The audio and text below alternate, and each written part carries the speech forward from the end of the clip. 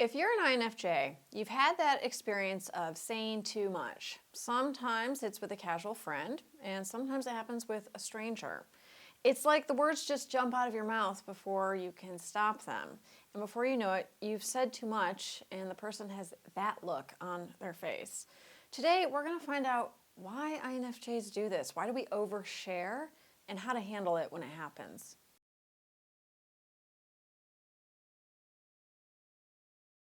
Hi everyone, today's topic is INFJs and oversharing. I hear about this one a lot from INFJs. So many INFJs will tell me, I was talking to someone and I said too much about my past, or too much about my feelings, or too much about what I saw coming across from them, their feelings, or maybe some sort of intuitive hit I got about them. I said too much that sounded weird. Maybe I just started talking about weird stuff. And when I did, the person got this semi-horrified look on their face and they retreated. They either retreated physically or I could feel them retreat emotionally. They withdrew. So this is a pretty common thing that happens to INFJs, and when it happens, we tend to blame ourselves for this. With many things in INFJs, we tend to blame ourselves. This is one of them. But I wanted to make this video today to let all you INFJs know it is not your fault when this happens. At least it's not entirely your fault. There are a few different reasons that we overshare, and hardly any of them can be helped.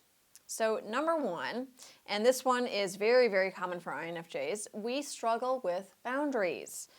Appropriate boundaries were not modeled to us when we were children. This seems to be the case for the majority of INFJs. So as adults, we don't all the time know where the boundaries are now. Even if we've done a lot of inner work, we've done a lot of personal growth, we've done a lot of specific work with boundaries, we tend to still get muddled around boundaries very easily. And this especially happens if we're stressed out, or if we're very tired, if we're depleted in any way. It's much harder for us to figure out boundaries.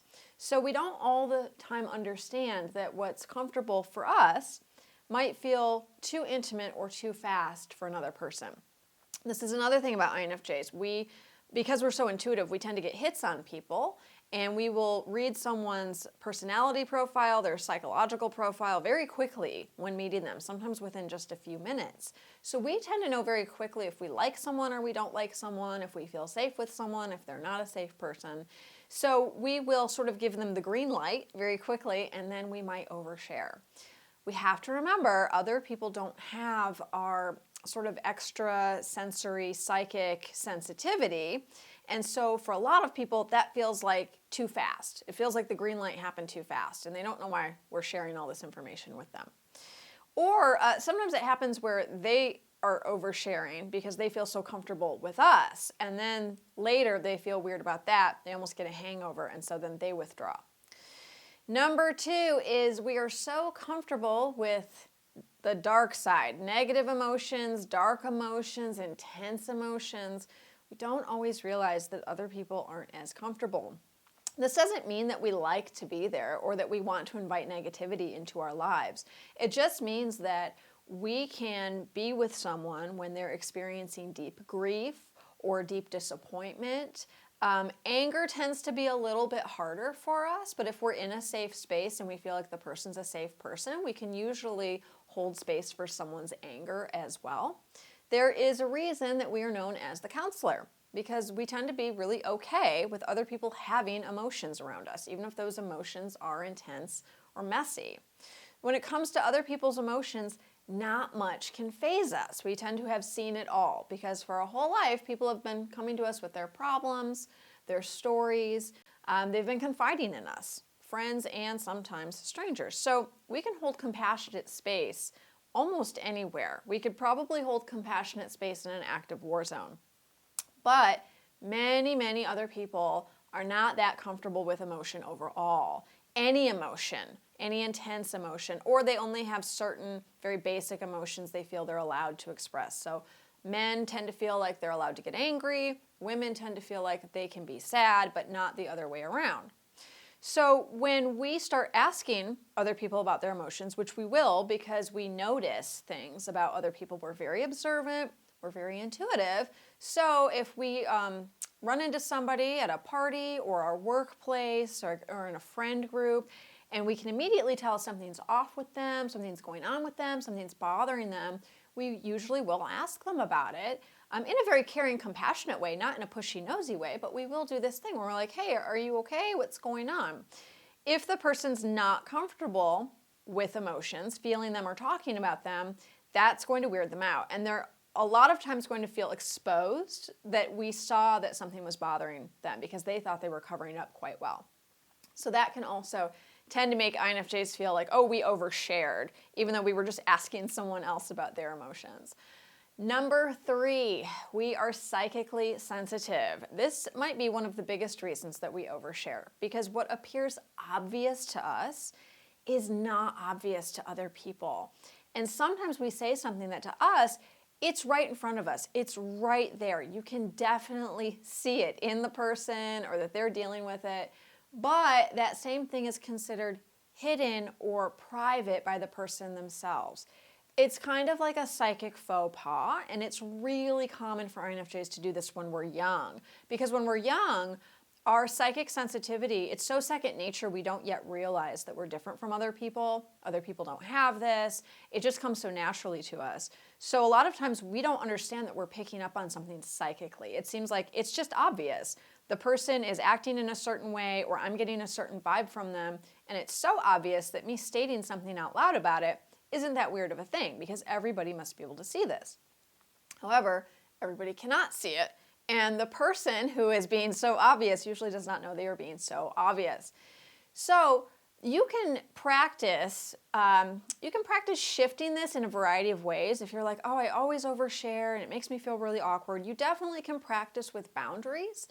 And you definitely can practice with holding your tongue when you get psychic hits as an adult. And the older you get, this tends to become easier for INFJs. The older we get, the more we start to understand what's obvious to us is not obvious to everyone else. I'm picking up on something from somebody, but I'm also picking up on the fact that I don't think they want to talk about it, so I'm just not going to say anything. That whole process does tend to get easier.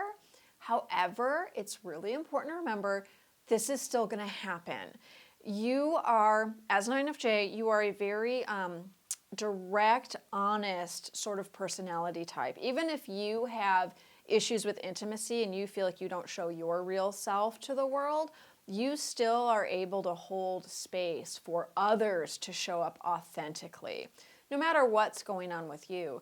So you seeing things about other people, clocking that, getting those intuitive hits, that's never going to change. That's always going to be there. And sometimes you are going to have a slip of the tongue and you're going to say too much about your own experience or say too much about their experience. You're going to go somewhere into emotional territory where the other person just isn't comfortable. And then they're going to retreat and withdraw. It's really important to remind yourself it's not all the time your fault. Sometimes you really are just trying to help. And it's most of the time you really are just trying to help. And it's not your fault if they can't handle the emotional territory that you're going into. All you can do is observe that and say, oh, okay, seems that they're not comfortable. I'm going to back off a bit. I'll steer the conversation back to surface talk, small talk, and I'll just let them be. And that's all you can really do. You don't need to blame yourself. You don't need to beat yourself up of like, I did it again, I overshared, or I asked too many questions and they got freaked out. Just let it be. Just know, okay, I'm an INFJ. That happens with people and it's okay. Another thing you can do is consciously seek out relationships with people who can handle that, right? So a lot of INFJs will come to me and tell me they have this thing with oversharing. And then when we sort of delve deeper into their relationships, it turns out that they have a lot of relationships with people who are very uncomfortable with emotion and who aren't really emotionally available. So that's why this keeps happening over and over, where the INFJ feels like they said too much, they stuck their foot in their mouth, they can't believe they did it again. But it's actually that a lot of their relationships are with people who are freaked out by authentic connection or authentic communication. So it would really be helpful to seek out relationships with people who can handle it, who can handle the real you, right? That real you with that INFJ-ness, where if you notice something's wrong, you're probably going to bring it up. You're probably going to ask them about it. and they can love you regardless of your sometimes weird boundaries and sometimes your tendency to overshare. If this video was helpful, please like, share, and subscribe. That really helps the channel, and I really appreciate it. Please also subscribe to my newsletter. I send out so much stuff via my newsletter. Stuff for empaths, INFJ and INFP personality types, introverts, highly sensitive people, creative people, writers and artists, all sorts of stuff. So please sign up for my newsletter because that's the best way to keep in touch and the best way to get notified of all the new stuff I have coming out. Thanks so much for tuning in today, everyone, and I'll see you next time.